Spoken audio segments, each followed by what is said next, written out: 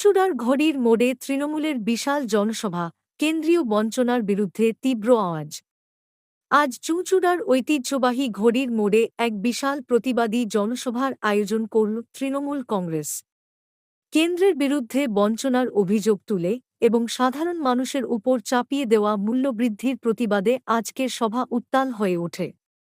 সকাল থেকেই ঘড়ির মোড় চত্বরে মানুষের ঢল নামে। হাতে তৃণমূলের পতাকা, গলায় প্রতিবাদী স্লোগান, জনতার এই ঢেউ যেন গোটা শহরকে স্পন্দিত করে তোলে।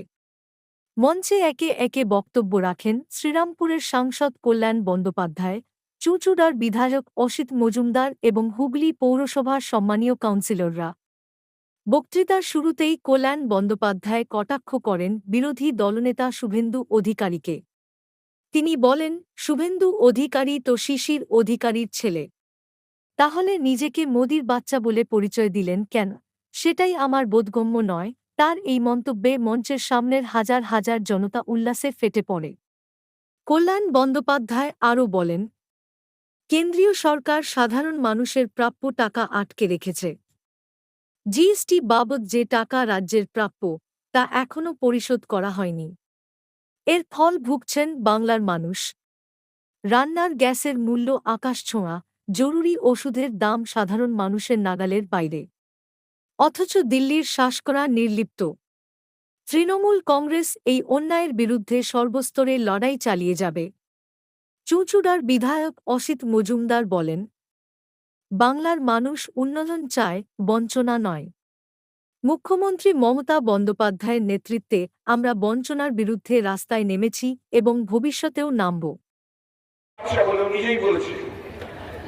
আমি রাজ্যে জানতাম শিশির অধিকারীর বাচ্চা, কিন্তু এখন তো রিসেন্টলি বলছে মোদির বাচ্চা। যাই হোক, ও নিজেই জানে ও কি বলছে, আমি তো কিছুই বুঝতে পারছি।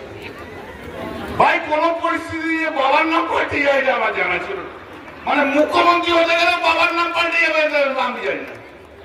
বাবার নামে ঠিক বাবার নামও পাল্টে গেছে, কারণ ও মুখ্যমন্ত্রী হতে হবে। ওরা মোদির বাচ্চা, মোদির বাচ্চা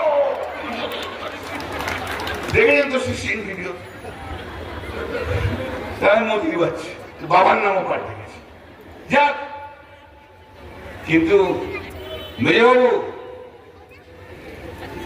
আপনি দূরের কথা, মুখ্যমন্ত্রী হওয়া তো দূরের কথা, আপনি কিন্তু 2026-এ বিরোধী দলের নেতাও হতে পারবেন না, এটুকু আপনাকে বলেন।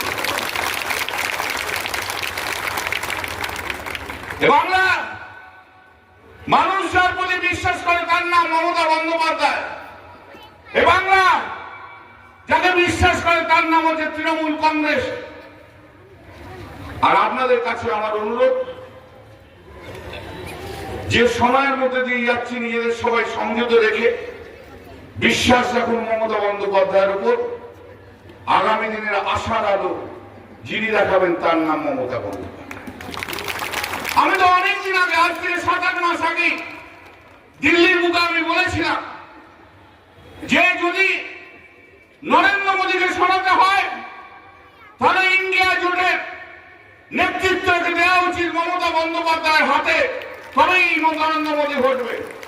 আজও কিন্তু ভারতবর্ষের বিভিন্ন প্রান্তে আমি যাই, ওয়াকফ নিয়ে আমি গেছি, যতই অনেক বক্তৃতা অনেক জায়গায় রেখেছি, প্রতিদিন আমার কাছে ইনভিটেশন আসে, আজ হয় রাজ্যে, নাহলে ওই রাজ্যে আসুন, আপনি বক্তৃতা দিতে আমার সময় হয়। কিন্তু আমি ভারতবর্ষের বিভিন্ন প্রান্তে যে আমাকে সবাই যে সম্মান দেখিয়েছে, সেই সম্মান আমি বলতে পারবো না। আমি বিগলিত মানুষের কাছে আমি কৃতজ্ঞ। তার সঙ্গে একটা কথা বলেছে, আপ তো দিদি কা সৈনিক হ্যাঁ না, इसलिए तो आपको ऊपर हम लोग भरोसा करते हैं। দিদিকে, মমতা বন্দ্যোপাধ্যায়কে ভরসা করে ভারতবর্ষের মানুষ, ভরসা করে মমতা বন্দ্যোপাধ্যায়কে। আমি কোন ছোট বড় কাউকে করছি না। আমি আজও হাত জোর করে ইন্ডিয়া অ্যালায়েন্সের সমস্ত নেতাদের কাছে বলবো, ঠান্ডা মাথায় চিন্তা করুন, যে সময়টা এখন এসছে, এই সময়ে সমস্ত বিরোধী দল একসঙ্গে থেকে লড়তে গেলে সেই লড়াইয়ে প্রথম মুখটা দয়া করে মমতা বন্দ্যোপাধ্যায় বন্দ্যোপাধ্যায়কে দিয়ে দেখুন না সমাজে, আগামী সমাজ ভারতবর্ষে কোন জায়গায়।